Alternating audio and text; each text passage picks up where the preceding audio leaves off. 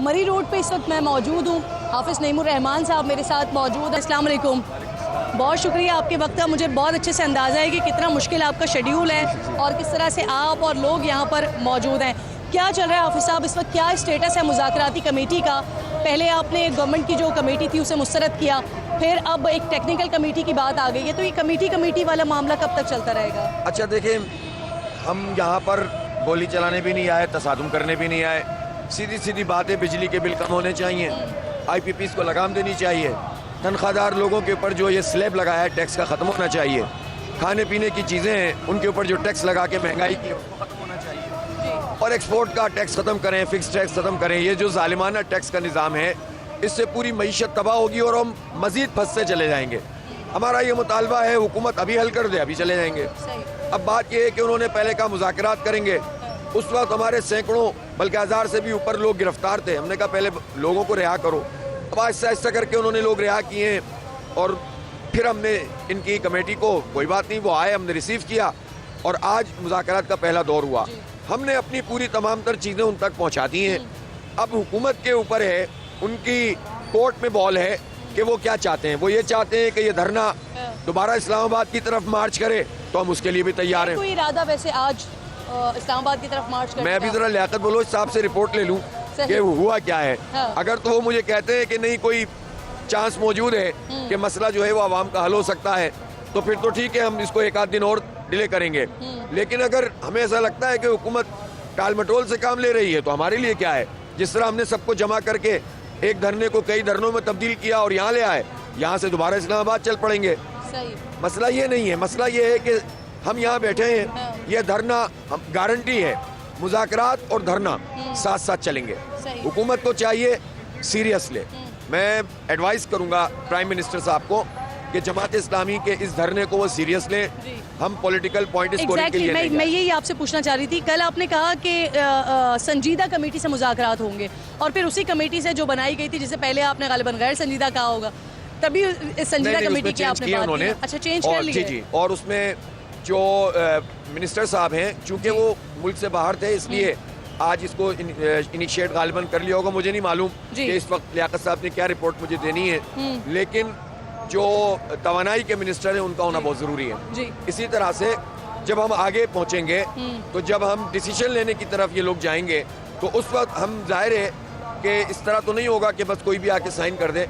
हमें एक गारंटी चाहिए, तो फिर हाईएस्ट लेवल की। नहीं भाई, ये गारंटी पे मामला होगा, नोटिफिकेशन पे मामला होगा क्या? आप लोगों को अगर यकीन दहानी करवा दी जाए आप उठ जाए। ऐलान पे मामला नहीं होगा, इक़दाम पे मामला होगा। सही, जब तक नोटिफिकेशन नहीं आता, जब तक उसका कानूनी तौर पर हमारे इस मुआहदे को जो है वो उसका कानूनी रुख नहीं दिया जाता और अमल दरामद शुरू नहीं हो सकता होगा, जब तक हम नहीं जाएंगे। सही। ये बिजली के बिल्स की बात हो रही है, बिजली के बिल्स की जब तक कीमतें कम नहीं होती तब तक नोटिफिकेशन नहीं आता, जब तक आप लोग नहीं। जी बिल्कुल।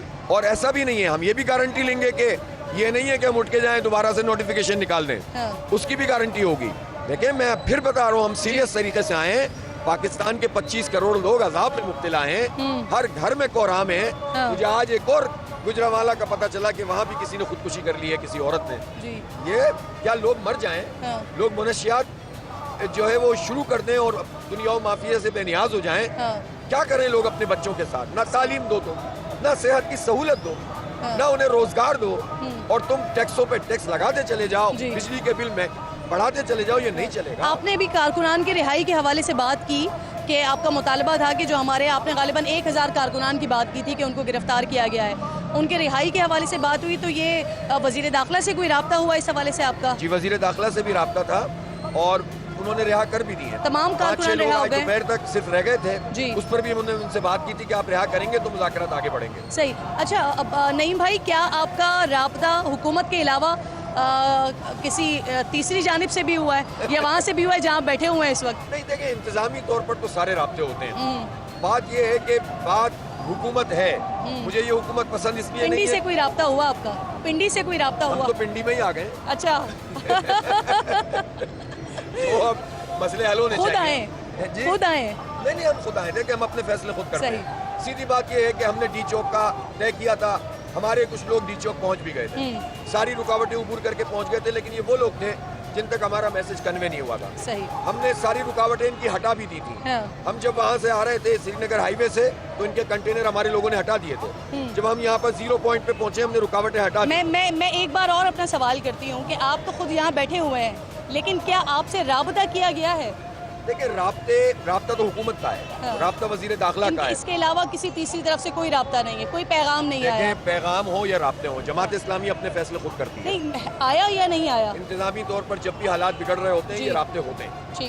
ठीक है, लेकिन हमने बहुत वाज़े तौर पर ये बात की कि हम तसादुम नहीं चाहते। हमने हुकूमत को ये बात वाज़े तौर पर बता दी, हम तसादुम नहीं चाहते, लेकिन आप मजबूर करोगे तो फिर बिलाखिर हम तो प्रोसीड करेंगे, फिर आप रोकेंगे तो तसादुम होगा। सही। हमने इस वक्त तदब्बुर से काम लिया। हमारे पेश नजर इशू था, देखें अभी कोई पॉलिटिकल पॉइंट स्कोरिंग का मसला नहीं है। इस वक्त कोई इलेक्शन नहीं होने जा रहा। सारी पॉलिटिकल पार्टियां ठंडी बैठी हुई हैं, सब अपने अपने चक्करों में लगे हुए हैं। ना हुकूमत वालों को कोई परवाह है, अपोजिशन के अपने मसले हैं।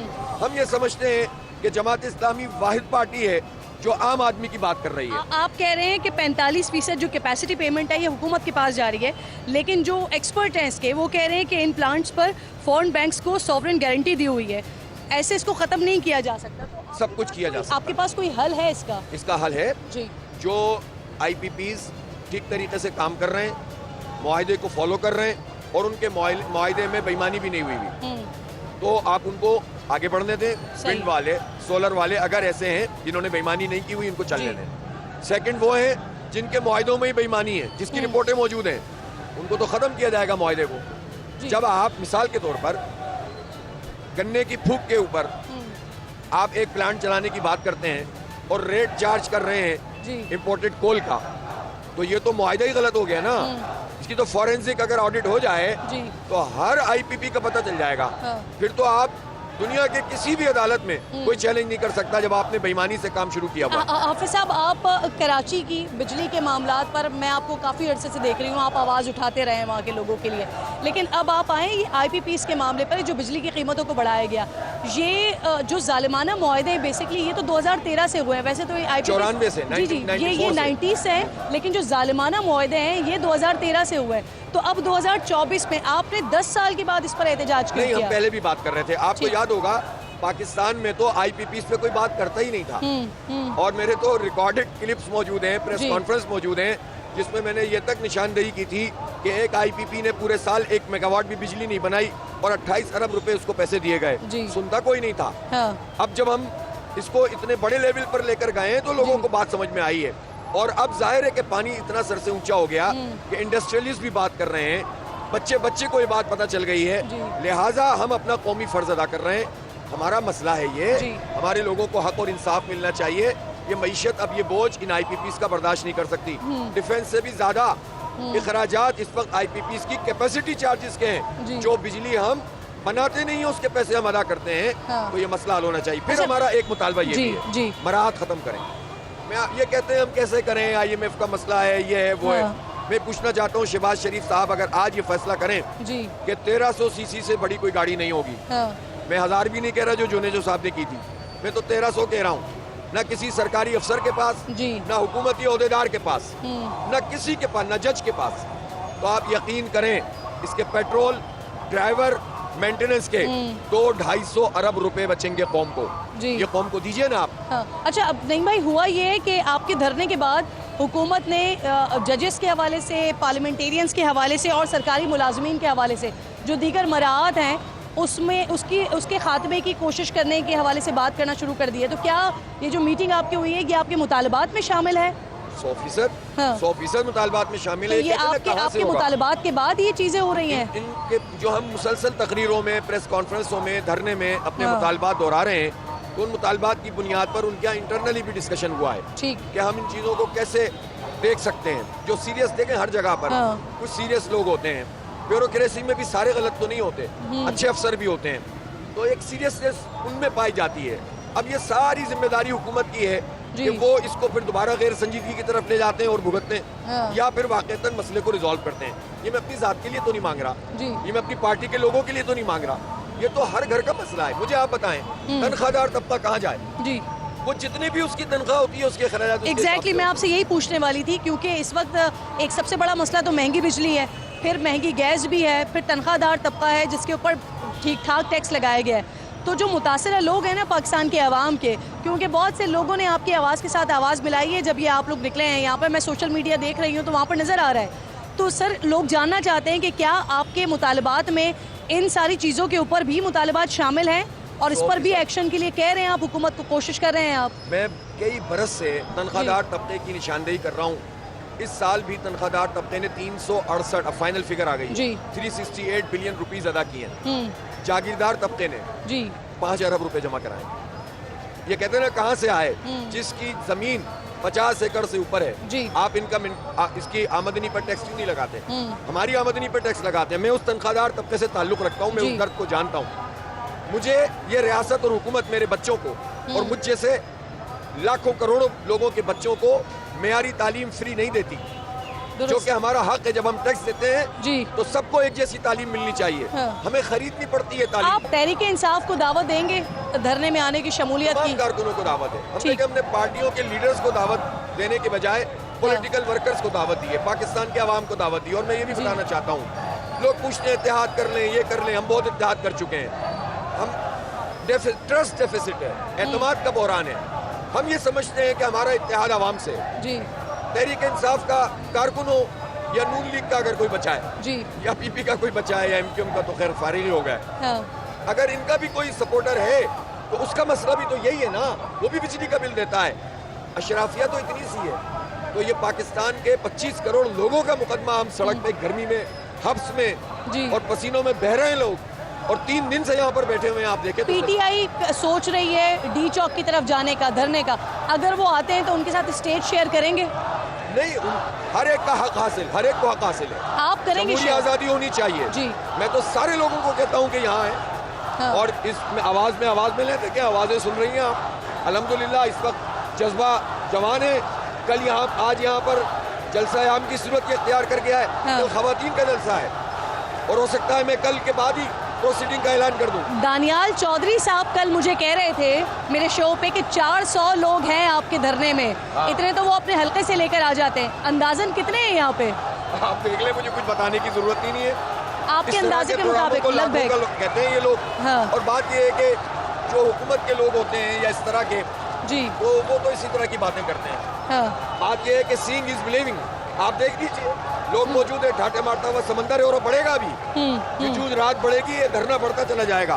ये आवाम की आवाज जी। है और मैं समझता हूँ इसमें पूरे पाकिस्तान को शिरकत करनी चाहिए। हाँ। और एक और बताऊँ किरण, ये धरना अब सिर्फ यहाँ नहीं रहेगा। ये धरना कराची में भी होगा, लाहौर में भी होगा, पेशावर में भी होगा, कोयटा में भी होगा। हाँ। ये बढ़ता चला जाएगा, अब ये संभलेगा नहीं।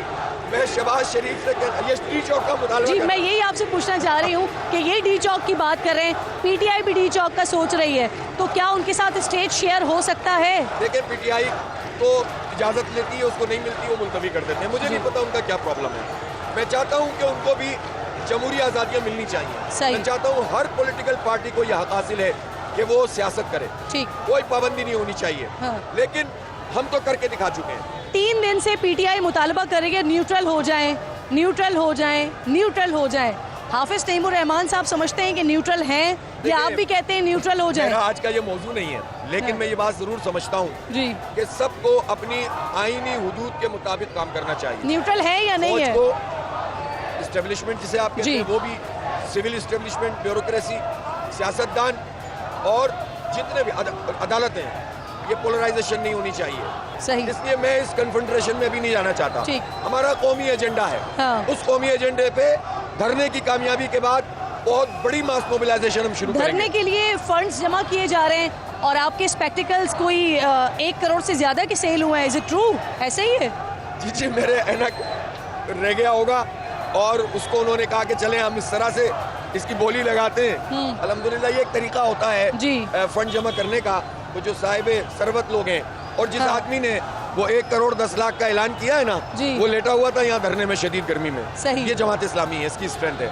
जब मैंने ऐलान किया, मेरे पेश नजर नहीं था कि लोग फंड दें, लेकिन टूट के पड़ रहे थे लोग। जिसकी जेब में जो था वो दे रहा था। हाँ। ये जमात इस्लामी है। सही। जो लोग सिर्फ बाहर की फंडिंग पे निसार करते हैं ना, चंद लोगों पे निसार करते हैं, फिर वो उनकी पार्टियां इसी तरह से बेवकत हो जाती हैं सारी हिमायत के बावजूद। और जो अपने कारकुन पे बेस करते हैं, तो फिर उसके बाद उनकी पार्टी में वो ताकत होती है कि वो रुकावटें तोड़ के ये हर आप जगह पहुंच पीटीआई की जाते हैं। बात कर रहे हैं? नहीं, मैं सबकी बात कर रहा हूँ। पाकिस्तान सही। में कौन सी पार्टी है जो कारकुन की पार्टिसिपेशन पे चलती हो? वहाँ तो पार्टी सारी जमातों की फंडिंग बाहर से होती है। बाहर की बात नहीं कर रहा। हाँ। चंद ताकतवर लोग होते जी। हैं, पैसे वाले लोग होते हैं, इलेक्टेबल होते हैं, जागीरदार होते हैं, कुछ हाँ। सरमायादार होते हैं, उन पर पूरी पार्टियां चल रही होती हैं। सही। जब वो हाथ खींच लेते हैं या किसी के कहने पर इधर चले आते हैं तो पार्टी लटक जाती है। सही। आखिर में बताइएगा कितने फीसद आपको यकीन है कि जो मुतालबात आप लेके बैठे हुए हैं ये मुतालबात यहाँ से पूरे करवा कर ही उठेंगे? इंशाल्लाह ये धरना उस वक्त तक जारी रहेगा जब तक इक़दामात नहीं होंगे। सही। इक़दामात चाहिए, ऐलानात नहीं चाहिए। सही। बस। बहुत बहुत शुक्रिया।